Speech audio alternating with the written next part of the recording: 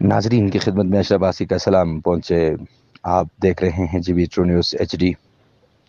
ایک اہم خبر سے آپ کو آگاہ کرتے ہیں۔ 2 mega watt hydel power station Bardas Bulghar کا واٹر چینل ملبہ اور بولڈرز گرنے کے باعث بند ہو چکا ہے، جس کے باعث بجلی کی سپلائی معطل ہو گئی ہے۔ حالات کا جائزہ لینے کے لیے آری محکمہ برقیات سب ڈویژن ڈبونی نثار حسین موقع پر پہنچے ہیں اور جگہ کا معائنہ کر کے مرمت کا کام شروع ہو چکا ہے، اور جو ہی چینل کی صفائی مکمل ہوگی بجلی بحال کر دی جائے گی۔ یاد رہے یہ پاور ہاؤس وہ پاور ہاؤس ہے جہاں سے ضلعی ہیڈ کوارٹر خپلو کے ساتھ ساتھ ضلع گانچے کے اہم علاقوں کو بجلی فراہم کی جاتی ہے۔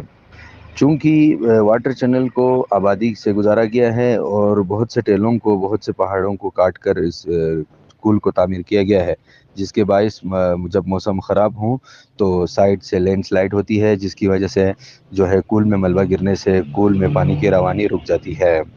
جو ہی چینل کی صفائی پوری ہوتی ہے بجلی سپلائی بحال کر دی جائے گی۔